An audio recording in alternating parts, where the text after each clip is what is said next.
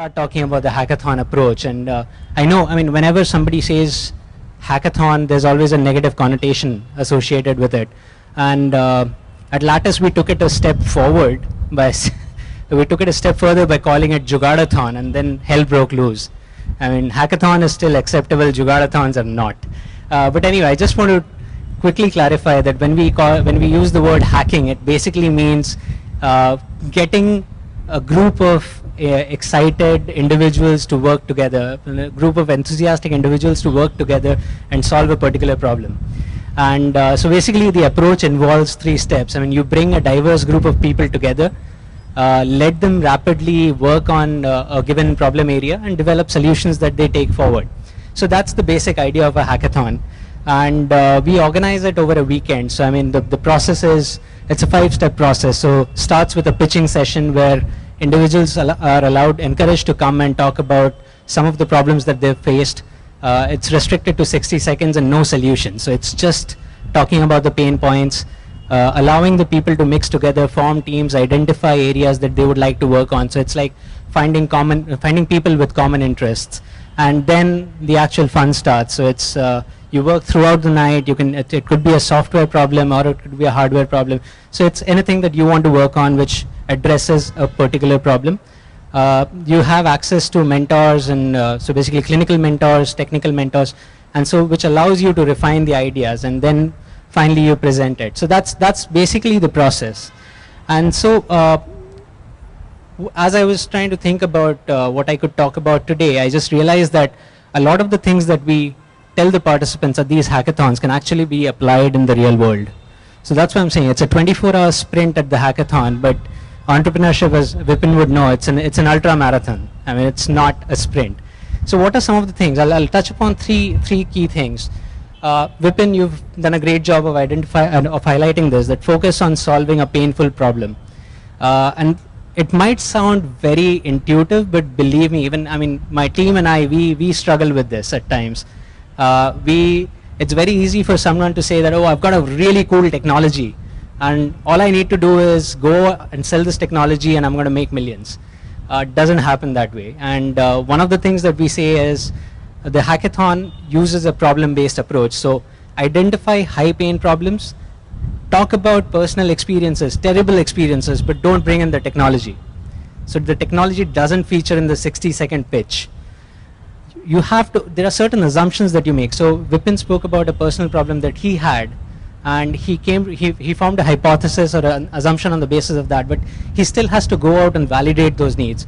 What might be a problem for him might not be a problem for the rest of the world. So make sure that you gather enough information and you understand what the user wants before going forward with the rest of the stuff.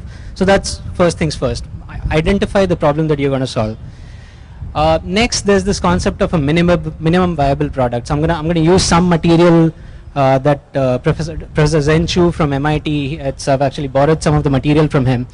So the minimum viable product is something which has just those features and nothing more than that. Just some basic features that a user would be willing to try out and preferably pay money for. And the reason why I'm saying this is, you have an idea, you've identified a particular problem statement, you have an idea to take it forward, but you don't want to spend too much time on one track. I mean, there's need for rapid feedback, and that's where this concept of minimum viable product comes in handy. And I want to quickly list down 2 examples from hackathons. The first one is a hackathon that I had attended in Boston. PillPack is actually a solution right now. It's designed for ensuring medication adherence, and at the end of the hackathon they came up with hand-packed pills. So they had different packets which they had packed manually.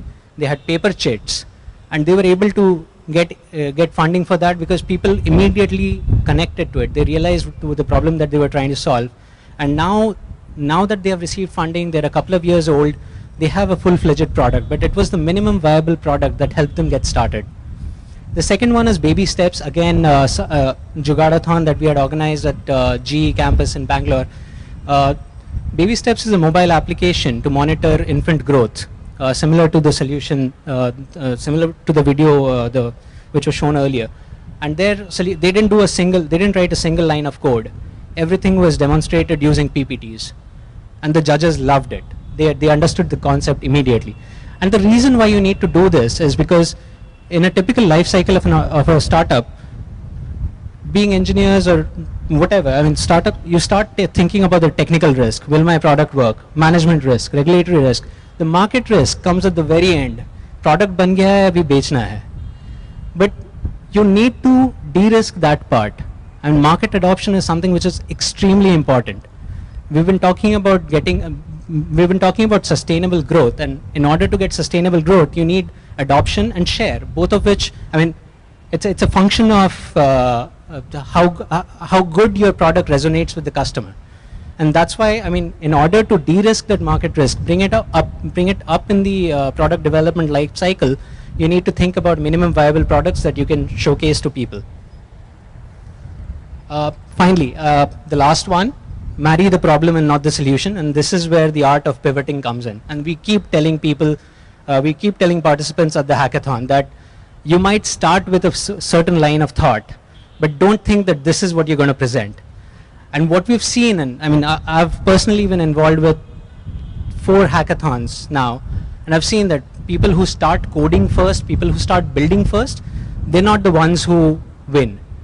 The people who spend enough time trying to understand the customer's need, the people who spend enough time talking to the mentors, to the clinical experience, to the clinical experts, they are the ones who are able to refine their solution, and they are the ones who are able to change their direction multiple times to arrive at the final solution.